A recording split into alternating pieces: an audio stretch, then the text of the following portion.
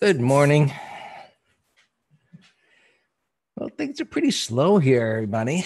I suppose looking at the futures here and broader markets, maybe there's a bit of a hesitancy to step up in front of the all-time highs, and not much movement here on the earnings that came out. Citi and Goldman down a bit. Anyway, just looking at the charts here, we had a wide range bar on Friday breaking out.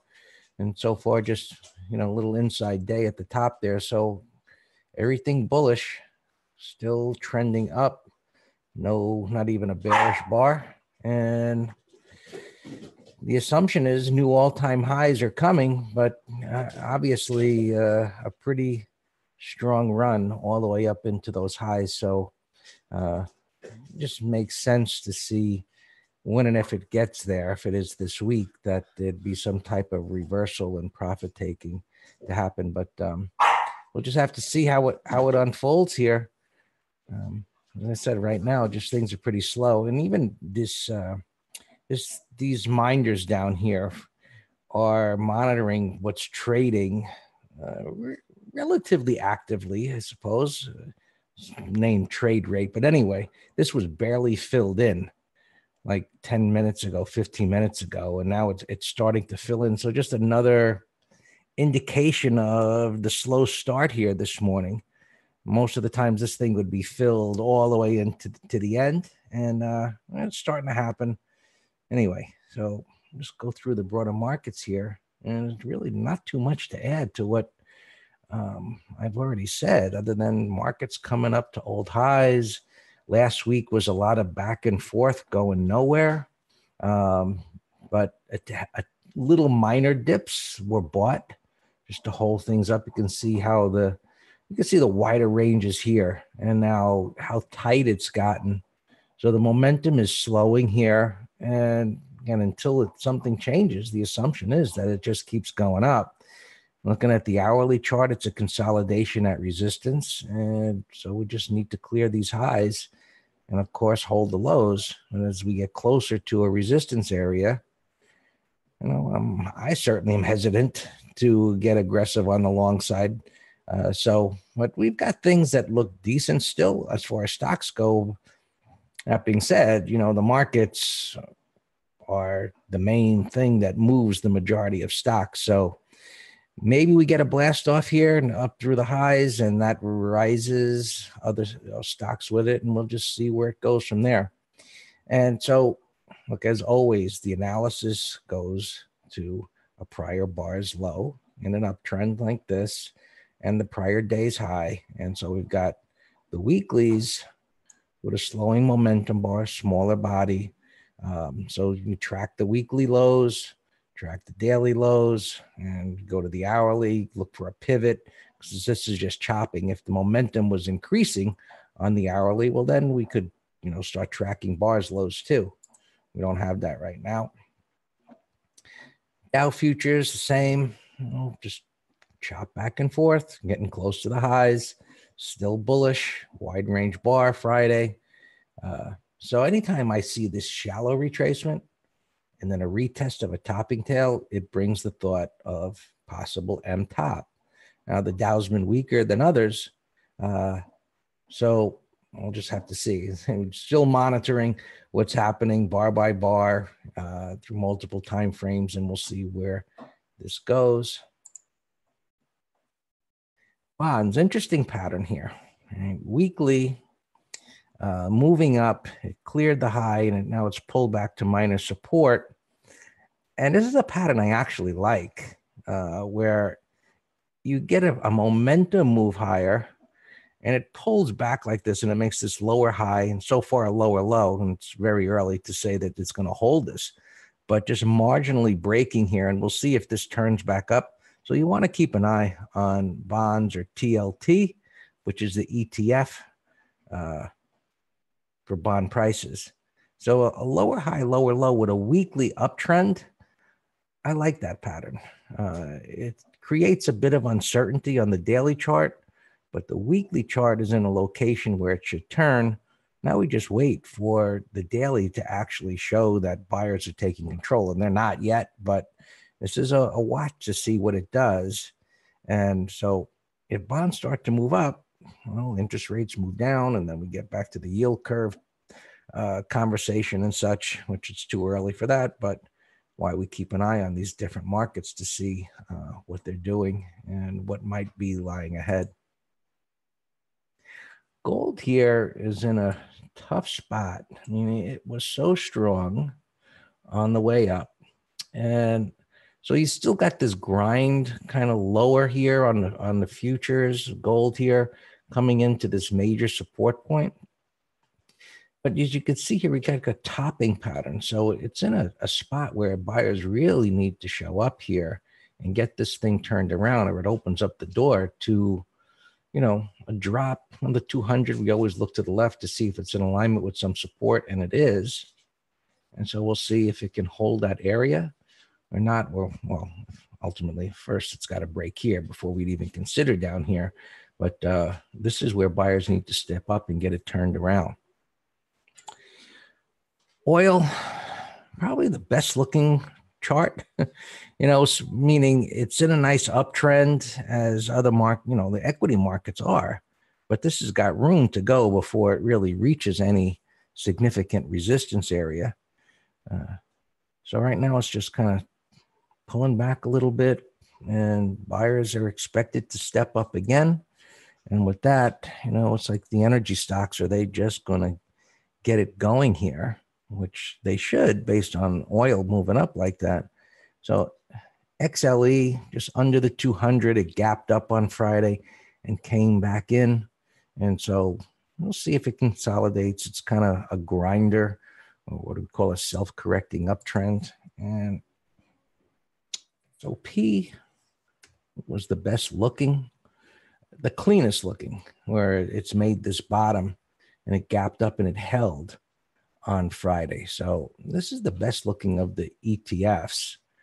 As I say, cleanest looking chart. It's got room to move up. So looking at these, I think this one has the best potential. They all should move up if they're going to, but that one is the best looking. This one not bad. This is the oil service. But if it can get above Friday's high, that should open up the door to a move possibly up to the 200. So I would set an alert there. Keep an eye on that if you're interested in picking up the CTF or one of the energy ETFs. And what else is going on here? Let's take a look at the Russell. Same story. Coming up to resistance here, bullish weekly chart. This is stalled at resistance. And we'll see if it can, what it does here today. Just really not much movement, as you can see here in the great area of the pre-market chart.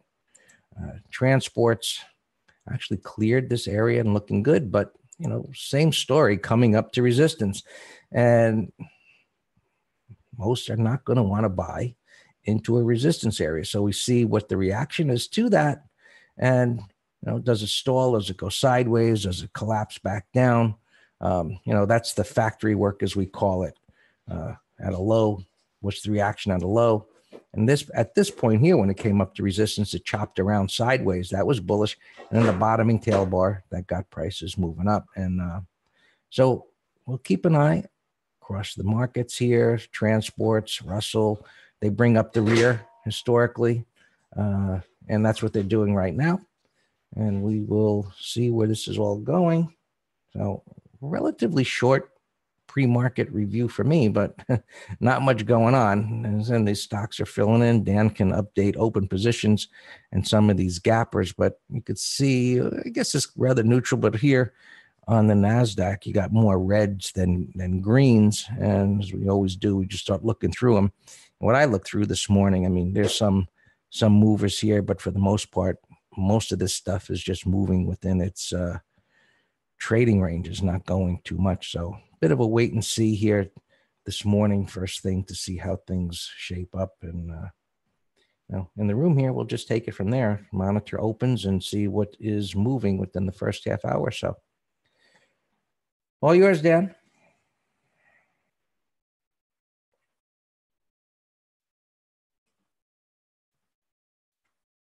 All right, good morning, folks. I hope everyone had a great weekend. Yeah, we have a lot of longs in the swing letter, and as Greg said, we're doing them a little bit reluctantly or cautiously, so we don't want to get caught with a ton of opens here if we do need to hit the exit door. But they still look good, and there's in fact a few that I had in my other computer that I didn't even put in the letter that they look ripe to get into today. Let's take a look at those. GoDaddy, beautiful 1, 2, 3 now. Remember, that's one we did this 1, 2, 3 breakout video on the 15-minute chart for last Thursday. Was a no-brainer entry, but now it's a 1, 2, 3. Look at this KBR broke out, big kind of reverse head and shoulders. Oil, that looks good. Let's look at our opens. PCH, we're long stock, we tighten the stop. Zawa, we have a short put. And it looks good. Tilray, we got assigned. We had a covered put, so that one's actually gone. OIH, we're long stock, looks fine. And a number of things when I was looking at in the video, I said you can add over the high. And XOP is one of them. Keys, we're long stock. It looks like it's gapping up a little bit. Okta, put spread. MJ, we still have a call spread on that expires this week. And then this also looks like a bearish 1, 2, 3 short on the downside. Splunk, we actually made our target on the put spread. So Tish, we're long stock. I moved the stop under Friday's low. Matador, we had a gap breakout on Friday with the action in the sector. Nice 15-minute close, and that looks great. VLO, we're long stock. Package is just on my long watch list. APA was on Friday with the gap up, but now it's weak, taking it off. This one looks great on the daily weekly, AEIS. McDonald's, Intel, nice semi right there. Now VeriSign over the highs. Intuit, just for a little bounce, a little swing trade. CDK looks good. X-Ray, Google. We have this as a put spread idea for Friday. Facebook, a little swing trade long over Friday's high. Let's look at some gappers now. EFI gapping up to 36.90. Wow, that's big. It's too big, nothing to do with it. Schwab, I'm not sure if this was earnings, but that's a big old gap, 47 and change, nothing to do with it now. Wells Fargo, earnings, I don't know if, yeah, earnings last week, because it went up, big old top and tail, range expansion and breakdown. All right, thanks, Trader. This, we mentioned Friday, this stock looks like it's in trouble. ADSW, 32 and change, big old gap to all-time highs, negating this nasty gap down, but no setup. $10. Wow, this thing was $300 in February. And if this tail is real here, 550, kind of, I don't know. Wow, that's a crazy mover. We'll actually keep an eye on that. 2160. If we can get a clean pattern, that's actually a clean pattern pre-market. Gap up, pullback, bottoming tail, engulfing. If we could get a double bottom in this, I would be too risky for me to swing it, but for a day trade. Citigroup had earnings. It's bouncing around all over the place. No great pattern. VNM 17, it's flat here. But that's a nice breakout candidate. And Greg mentioned in the video, the healthcare ETFs is weak. SYY. You'd be chasing now, but on a pullback. Oh, Goldman, net earnings. It was over 210, pulling in 204, all the way back down here to the gap fill. You can see the gap right there. No pattern, keep an eye on it.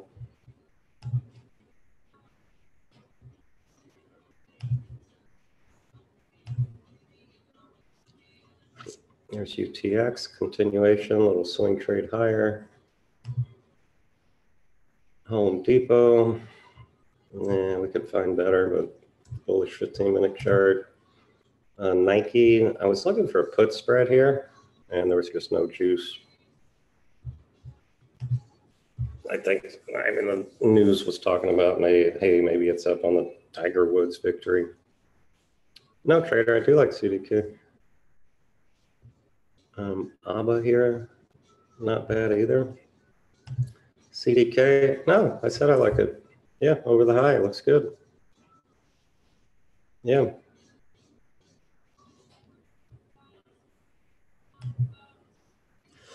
XCS, we have in our ETF trader, and that's one I said over Friday's high you can add. CSGP looks great over the high.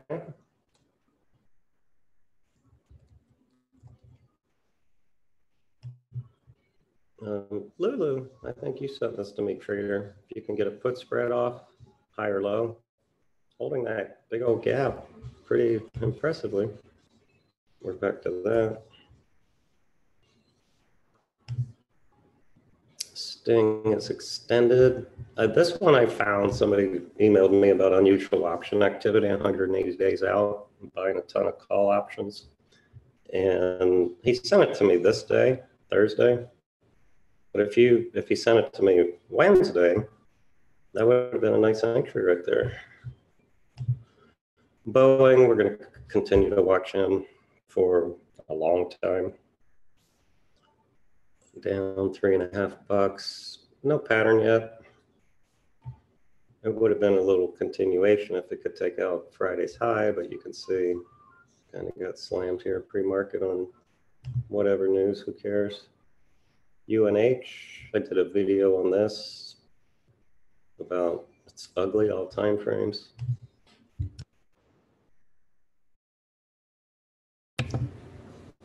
NXST looks great, higher over the highs.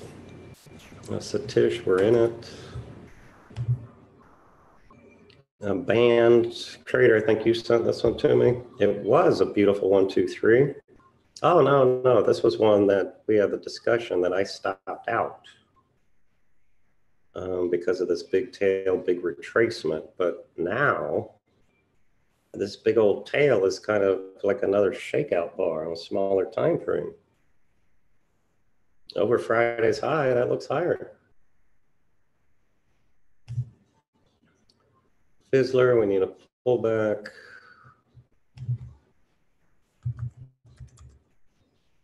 Apple here doing nothing.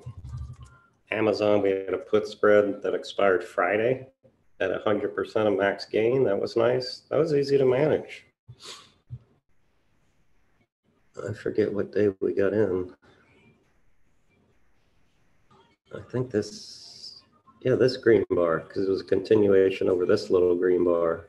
And it didn't do anything all week, which is what we want in credit spreads. Either move in the intended direction or just go into a nice little nap. Pergo, if it can get above this Thursday's high, or maybe even Wednesday, this little tail, then might have room on the weekly there. Octa, we're in, put spread. Tesla's a big nothing.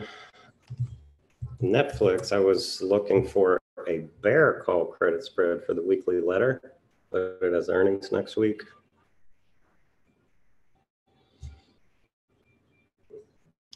We have no problem, children.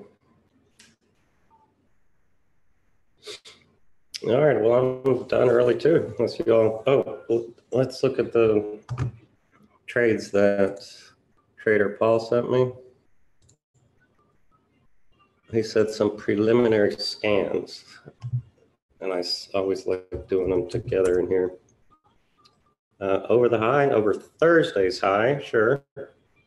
I don't like the way it trades intraday, but daily, weekly, monthly look higher. SHSP. I don't like the way it trades on the daily, and you can. I have no interest in that. I need tight candlesticks, tight and liquid. I wouldn't marry this thing, but it could be a swing trade over Friday's high.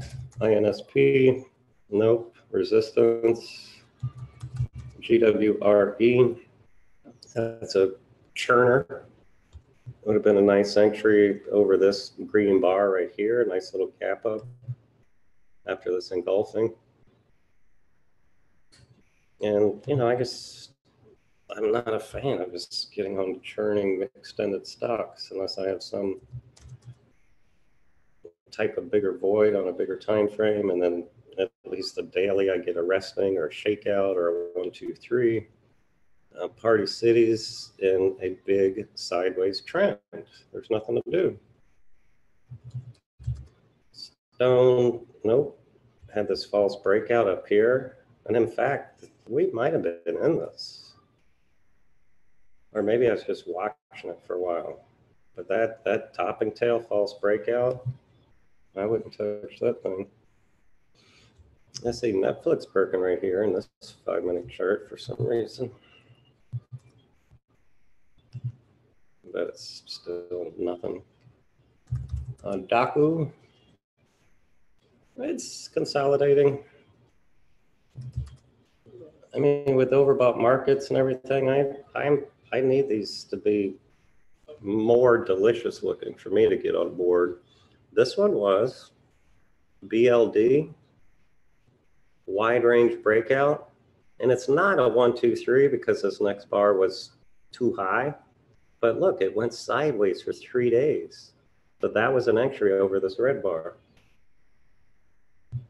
But it looks higher. It's one, if you're in it, then stay in it. But I just got no interest in a new position here. But nice looking chart. And look, it started with a bear sandwich here at the low. That's actually nice. I'm gonna put that in my sandwich file. BLD weekly.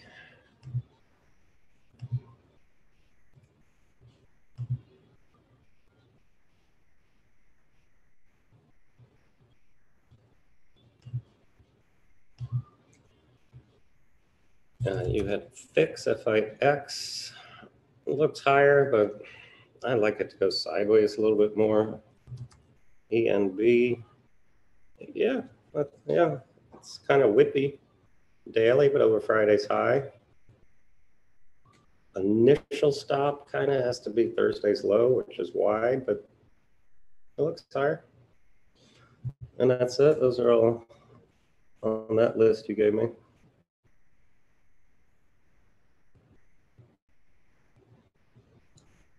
And that gives us 90 seconds to get some water or coffee. Be right back.